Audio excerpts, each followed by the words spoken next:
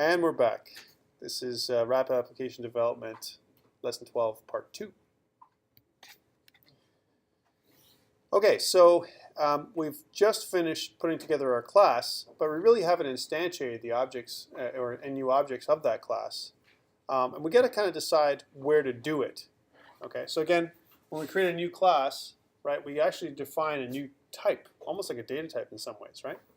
So here's an example right here. In this first example, general form would be my book sale would be the class, and then the book sale would be my object here as an example, right? But here, I haven't instantiated the class. I talked about this actually last week. I'm actually associating the name or the variable, the book sale, with the class book sale. Here, we have not instantiated anything, but we need to actually declare that I'm almost like casting, if you will. I'm casting the book sale variable as the same with the same pattern, right, as the book sale class. But I haven't instantiated it yet. And then when you instantiate it, after I've done this in another line, I say the book sale is equal to new book sale. This is where I'm actually instantiating this line here, right? It's legal to do it all in one line, right? In some languages you can't, right? VB as well. VB and C# and other Microsoft visual languages, they allow you to do this kind of stuff. Some languages, you have to declare it, you have to associate it first, and then you declare it in a new line. Sometimes you need to do that. So, okay, I've instantiated the object, but when do I do it, right? The challenge is, if I instantiate it, right, if I create it and instantiate it, if I don't do it in a try-catch block, right, I might have an error, as an example, because for some reason I haven't done any validation, right, where it's going to X out. It's going to error out, and then I'm not going to be able, it's going to crash my code, right? So whenever you have a parameterized constructor, right, a constructor where you take more than one or an argument, right? The arguments could cause your class and your whole code to crash. So therefore, you want to put it within a try-catch block, which means you can't put a try-catch block at the beginning of your code, right? When you declare your class. So you can't put it at the top somewhere, right? You have to declare your class inside some kind of another method or another procedure, someplace in there, you know, that, for example, a good place would be if you're clicking a calculate button, right? Inside the calculate button is where actually you declare, you instantiate your class for the first time. So that way, because you're listening for a bunch of different, you know, arguments, and those arguments could crash your code. So here's a good example of that, right? If I want to instantiate my book sale class, like I'm just doing now, and my object is called the book sale, right? I'm taking in my title text box. I'm parsing my quantity text box. I'm hoping I'm going to get an integer, right? And then I'm parsing my my price text box. I'm hoping I'm going to get a decimal out of it, right? But what if I put the wrong? I put some I don't know other kind of data in here. The way I'm currently doing it here, I'm assuming that there's no validation at all from a text box, from a control perspective, and that could crash my code. And even if there is, my recommendation is you go another level of validation and put it within this try-catch block. So here's an example of this now, right?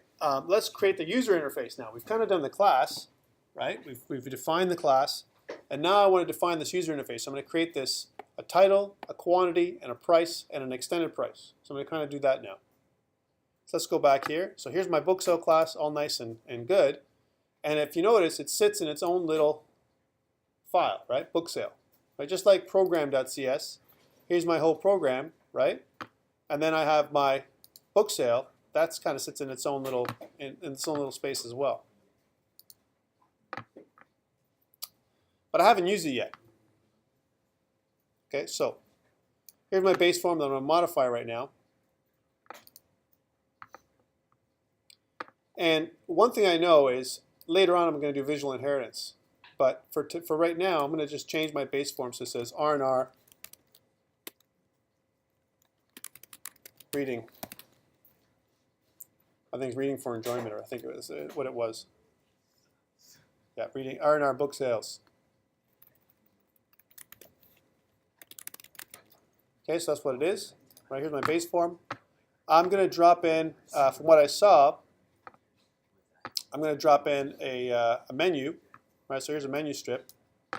And the only thing I want up here under File, I'm just going to create my interface here, right, is an exit button, right?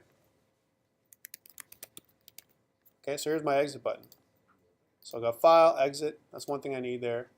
And then I also need a bunch of labels. So here I'm going to start, building my. I need a label for title. Oops, that's not what I wanted to do. And by the way, if you do that again, just a reminder, you go here and you can erase the. I like keeping my code clean as much as possible, right? So I want to get rid of that. My label, I'm going to kind of name it. I like naming all my items, right? So this is going to be my title label, right? Title label. And of course, it's going to just say title, right? For the actual label itself. There it is. Okay. And I did it again. But that's okay. I'll fix that in a sec. Same thing with label. I'll put another one in. Okay, and this one will be, I believe it's price first and then quantity, but let me just take a look. Yeah, quantity then price. That's fine. We'll just make it the same. Just keep it the same. Quantity label. And bear with me as we do this, right? Quantity label. Let's say quantity. And drop another one in there. Price label.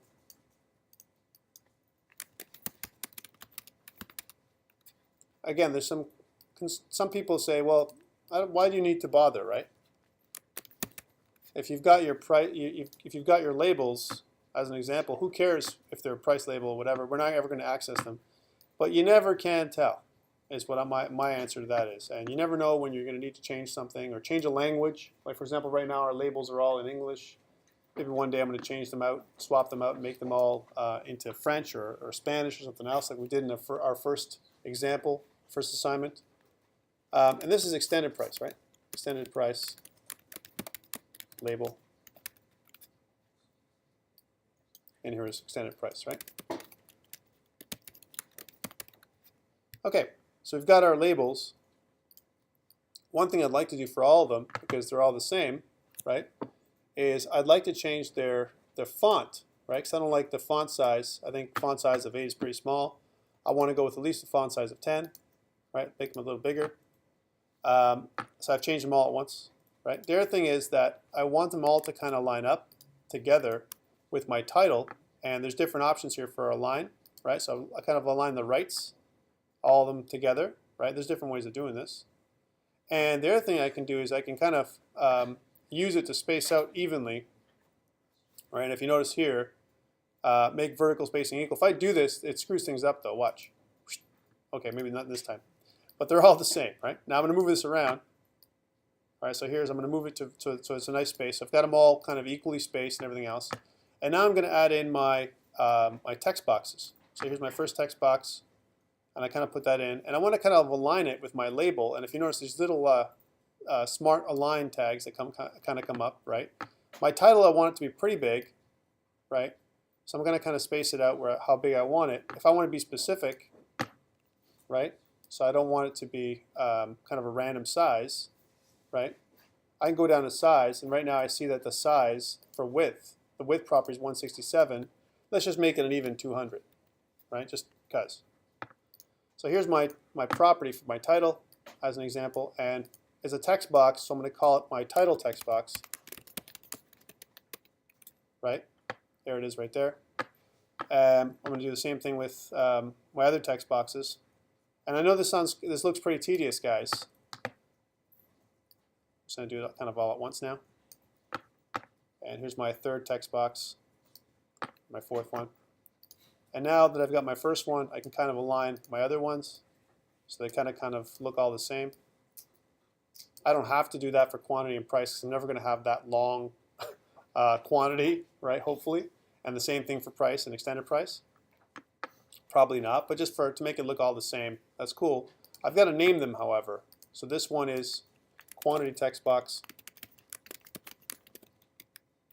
if I can spell properly. If I hover over the next one, it's going to take me right to the name property again, so price text box. And the same thing goes for extended text box, but the extended text box, extended price text box,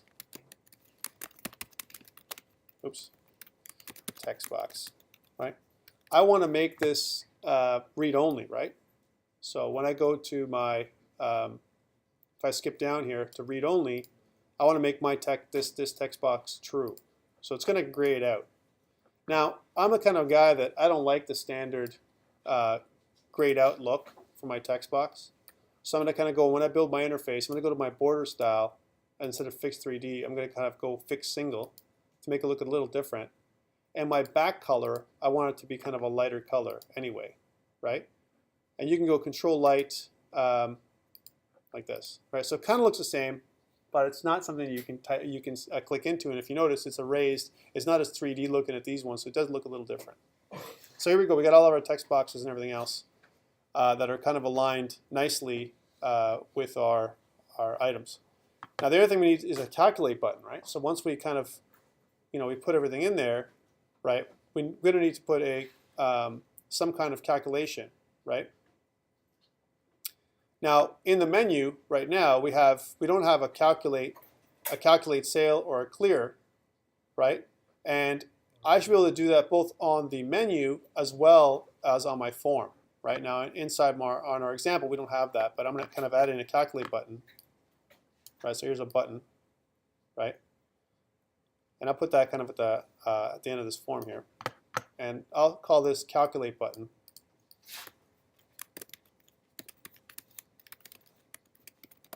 Right, and we'll change the name of it to calculate.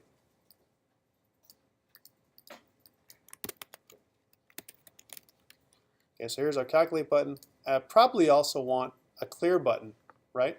Probably next to the calculate button will be a pretty good place to put it. Maybe what I'll do is this: I'll put the calculate button here, just from a GUI building decision perspective, right? And here, right next to it, I kind of put the clear button. So here's clear. And again, it doesn't call for this in your example, but we'll do it anyway, just to for illustration purposes.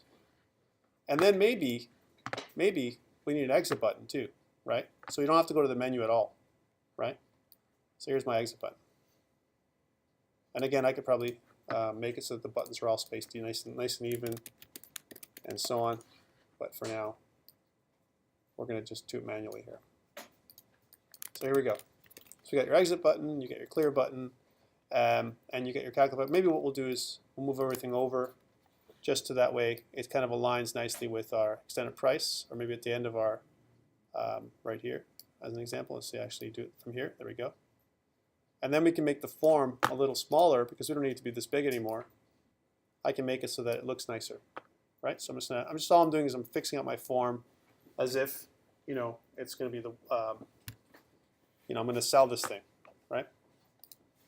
I've got an exit button, but I added my exit option, but I kind of added it in wrong. So how do I fix that? Well, if I click here and go to my smart tag, it takes me to my edit items. And right now I've got my file toolstrip menu item. And if I go to my collections and I click my ellipses, I have my exit toolstrip menu, right? So this is how I modify it. But I want to kind of keep the same format here. Instead of me typing it, it's easier for me to actually put it in here and modify it after. So put it in. So I want to kind of calculate sale.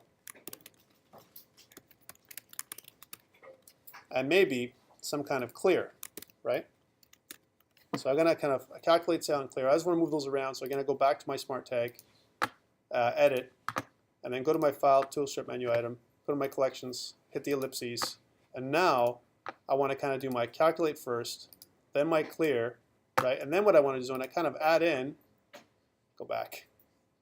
I want to add in, instead of a menu item, I want to add in a separator that goes between my exit and my my clear tool, right? So I've got my separator in there, and I do that all through this items collection editor that's right online, right? That's just in this dialog box.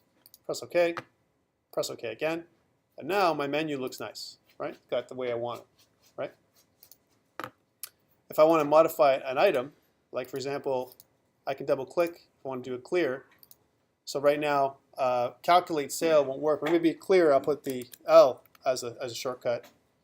And my calculate sale will be my C, right? So again, I kind of click in here and put calculate sale. And again, I would probably want to do the same thing for here, just to make it the same when we build our GUI, right? So again, here for calculate sale, I want to put that and button, right? And the same thing goes for clear. I use the L. You can use any other thing you want. And the exit, I want to use the X, right? So all of them work the same. If I can actually do it properly. Okay, there we go. So I've got my GUI built and I save everything. This is, by the way, a good time if you're working with GitHub or some other kind of version control system. This would be the time to kind of put it together and send it up to GitHub. We've kind of come to a milestone because I've finished building my interface. I haven't done anything with my interface yet, and it's not linked to my book sale class, but I've kind of built my interface nicely. Okay, let's get to programming. So one thing is, now that I've kind of put this together, right? What I want to do is I want to declare my new book sale object here, right? As an example, right under under the class declaration for my form. So let's just do that. Okay. So again, I right-click, I go to View Code, right? And I'm looking at the book sale class. That's not what I want. I right-clicked the wrong thing. My base form, I go View Code, and now again at the top, I want to kind of put in my comments. So really quickly, I'm going to do that.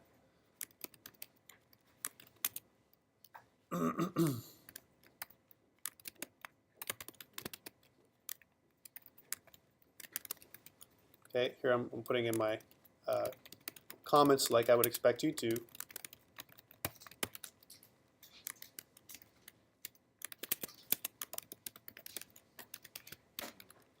And description.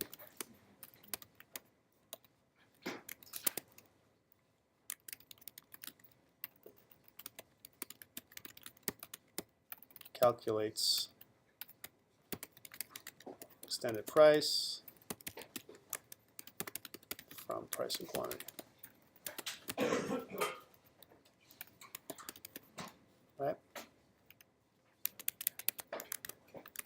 Demonstrates classes.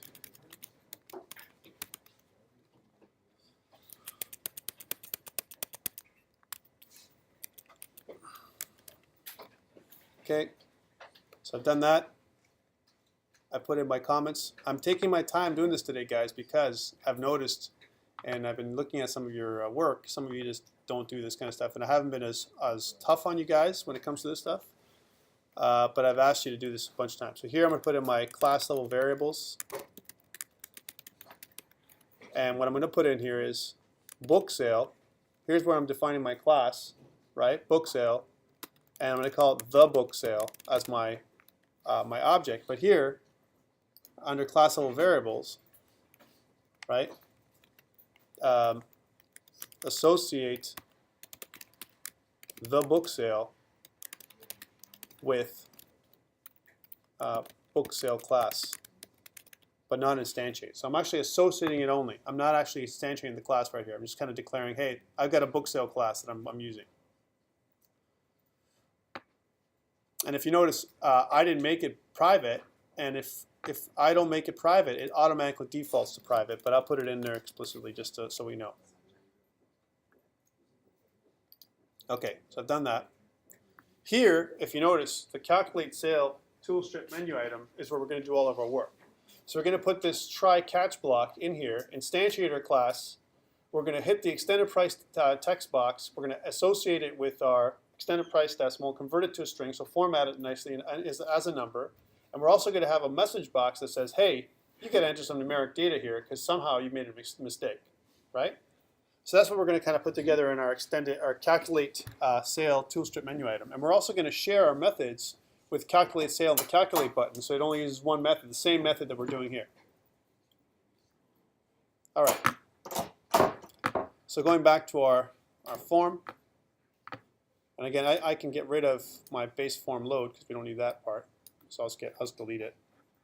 And I'll go into my tool strip, my menu strip, double click on this, and it creates this. And what I want to put in here right away is kind of this try catch block. So here, let's do the code snippet. So it's Control K, right, and then X, and then you scroll down to click on the Visual Studio, and then when I search for try, here it is. And I want to put a try catch block with my code snippets. I don't need this exception or the throw, so I kind of get rid of it, because I don't need this part. But actually, it just puts together my try catch block nice and easy. So and try and catch. Here inside the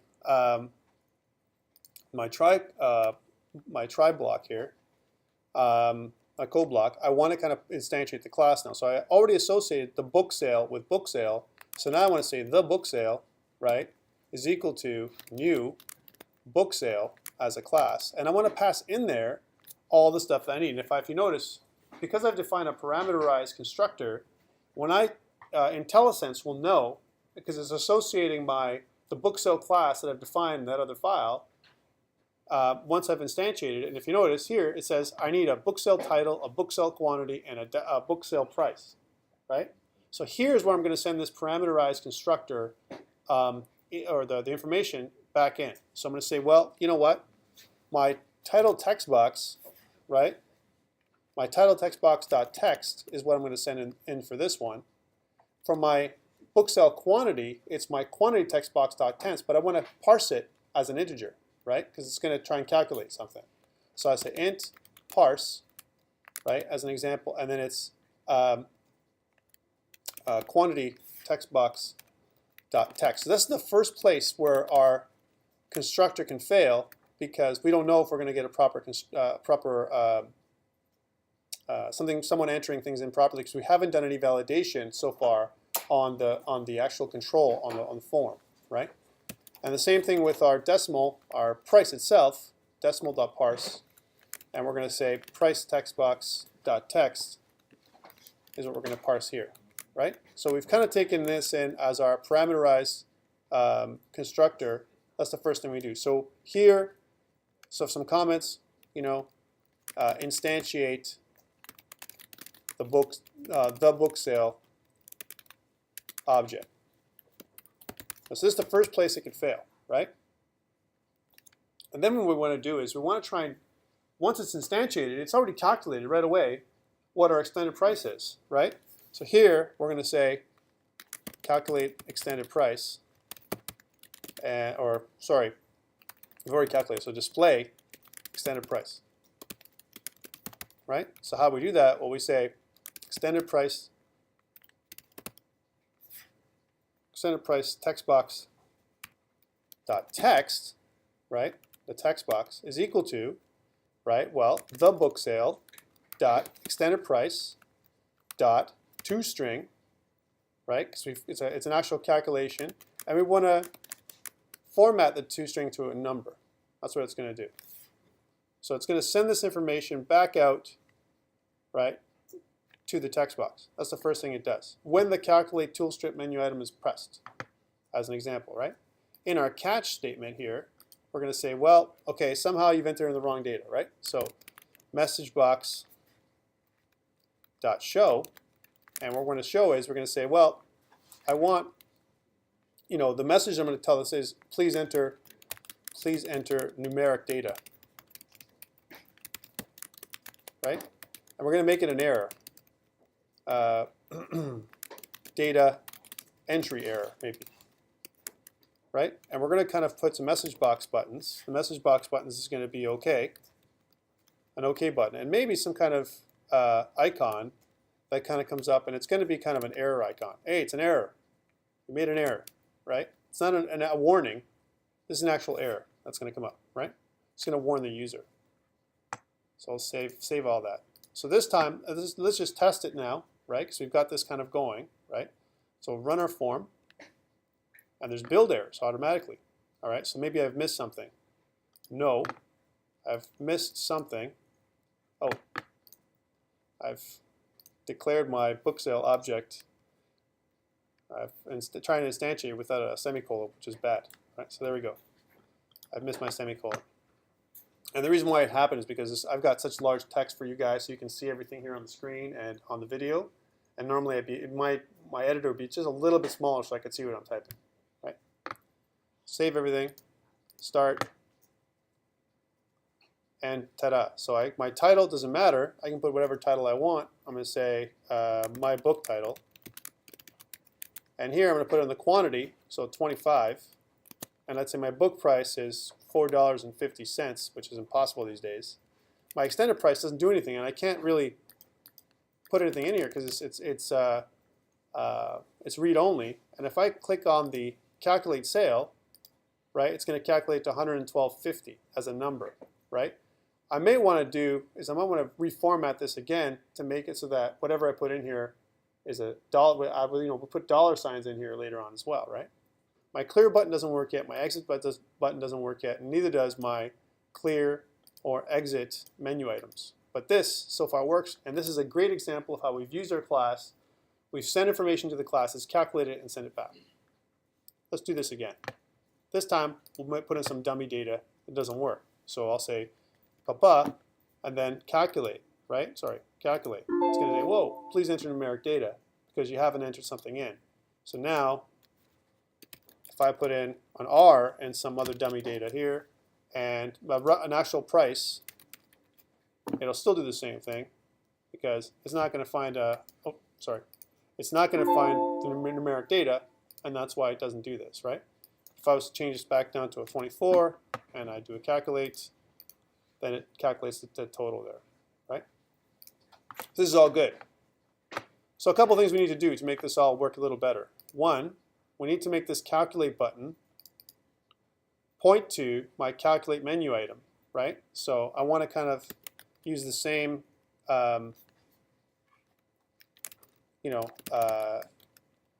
method, because I don't want to rewrite a method. So I want to do that first. That's the first thing I want to do, right? Kind of associate my calculate button with my menu item. Okay. So we've kind of done this part. We've kind of done this calculate sale tool strip menu item click, and this is what, again, it instantiates the book sale object, right? And it's based on, of course, the book sale class. Oops. In our clear tool strip menu item, which is also going to be our clear button, we want to clear everything, and we want to set the focus back to the title text box, right? This is where it all happens. This is clearing all the controls, right? So again, going back, I want to do a clear. So I go to my tool strip menu item, double click onto it. Here it is. And what I want to start doing is clearing, so clear all the controls. And set focus to title text box. So here we are. So clear the control. First thing I'm going to clear is the title text box. I'll do it in order, right? Title text box dot clear, right? Quantity. I don't know why I did that. Quantity text box dot clear. Probably. That'd be a good thing to put the semicolons in to avoid errors. Then I do the price text box dot clear, and then I'll say the title text box dot focus. Isn't the calculated one? Oh yeah, that one too. The extended text box dot clear. Very good. Someone's paying attention more than I am. And then we'll save it just to save time. I'm also going to go back to the form and double click on the clear, and then just do the same thing. So clear. I could, but I'm going to do it this way, right? E. So when you do it this way, yes, you could do it that way too. So you go into the event arguments and the properties, and you can bind it without having to create this item as well. I'm just doing it both ways so people can see how to do it. We'll do it for the exit, just to make you happy. Right? I'm fine either way. No, you're not happy. So I got to make you happy. So for the exit button, we're just going to do this one out here as well. Double click on the exit, and we're going to say terminate the application. In a single form application, it's okay to use this dot close. In a multi-form, I recommend this dot or application dot exit might be the better way to do it, right? And now just to appease Kevin for the video, right? So everyone knows. we'll click on the exit button and we'll go to this thing. And here, when it clicks, we'll choose the exit toolstrip menu item .click. So we don't actually create a new event at all. All right, so let's save this thing and build it, and let's see how this works now. So here's title, my book title, and then there's a quantity. So let's say 25 or 20, and price is, let's say, $10 now. And then the extended price we calculate by clicking this or going to the menu, and then we'll clear everything and we'll exit. So everything works nice. So here is a great example of we've made the class as an example. We created a class, and now we've used our Windows form to instantiate it and utilize it. And we've kind of done this already. So far we've talked about a couple things. Instance members, we're gonna call our class variables the right way, but the right methodology or right terminology for C# is they're instance members, right? Now you're gonna hear them as class variables. You might even hear them as fields. They might be called something else. There's also something called static members. You can create static member variables, right?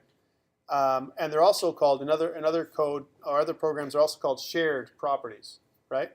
And what they are is they're a single variable, a property, or a method, right, for all objects of a class.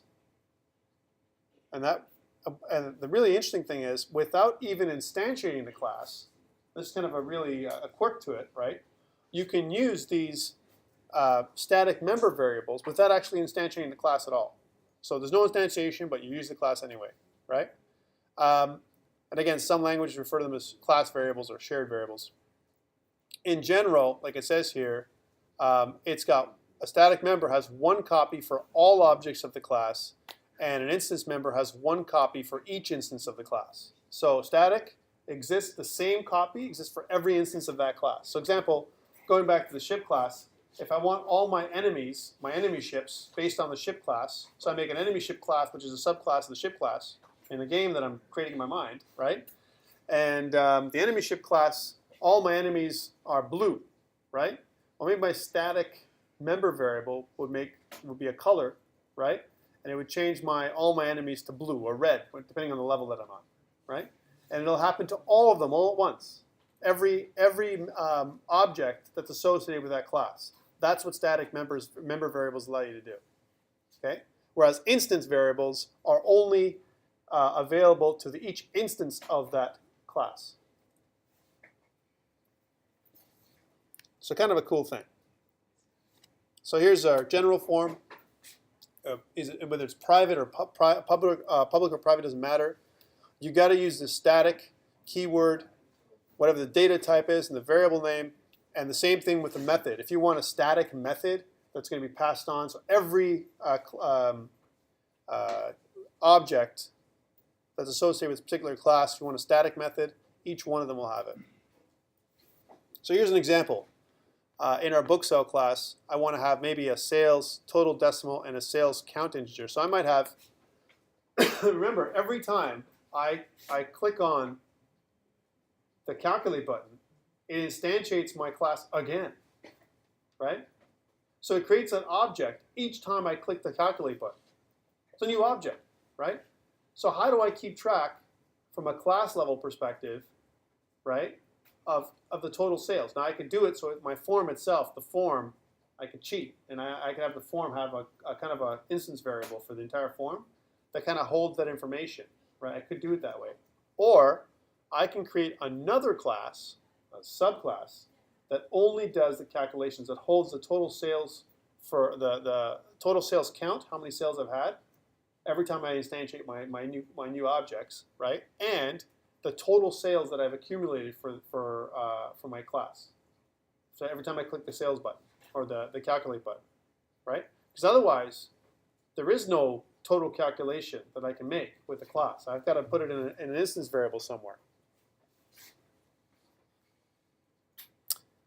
So here's what the static properties would look like for it. I've got a getter, both getters, because I want to get the sales total decimal and the sales count integer. right? And again, these are public static is how I declare them, decimals. So basically these getters are available in all of the classes that are related, or that are all the objects that are related to the class that I've instantiated. And here I'm making a private method that I'm going to be using called add to totals, right? And what it's going to be doing is when I instantiate my book sale object now, here's my book sale object, I'm going to add in this add to totals private method that's going to do my sales calculation. So as soon as I instantiate it, it's going to add in, it's going to increase my count integer, my sales count, right? Increment it by 1. And it's going to add my sales total decimal is going to be, my extended price decimal is going to be added to my sales total. That's what's going to be done. As soon as the book sale object is instantiated in my constructor.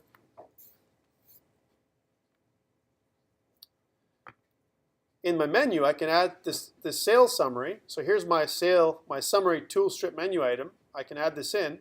And here I might have a message string, right? And what I'm going to do is I'm going to concatenate this message string. And I'm going to say, well, my sales total is equal to my book sale sales total dot toString. And if you notice, I don't have to instantiate it here because at this particular point, when I'm using my summary button, right,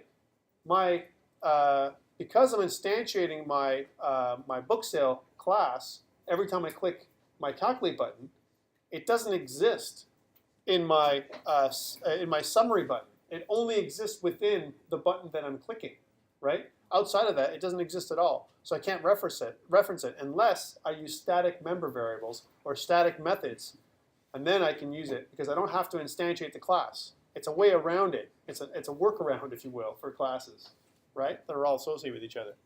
So I build my message string and then I display it in a message box.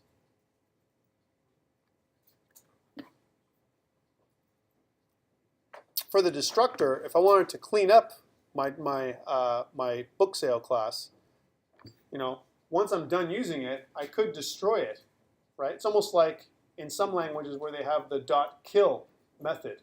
It kills the actual, or .destroy. They might have something like that. Here, if you want to create a destructor, if you ever need to, and I recommend, again, highly recommend not to, because garbage collection is automatic in C#. I would let C# do it for you, but if you need to do it, for whatever reason, right, you have to use this tilde or tilde character and then the name of the class, the book sale, and whatever any kind of cleanup you want to do in here. Like if you want to, I don't know, close up file streams or do whatever you want to do here. If you've used a constructor, an object to open and close something or connect to a database or something, maybe this is where you'd want to do that. But chances are not. Okay, let's stop here for a bit and then we'll restart the movie.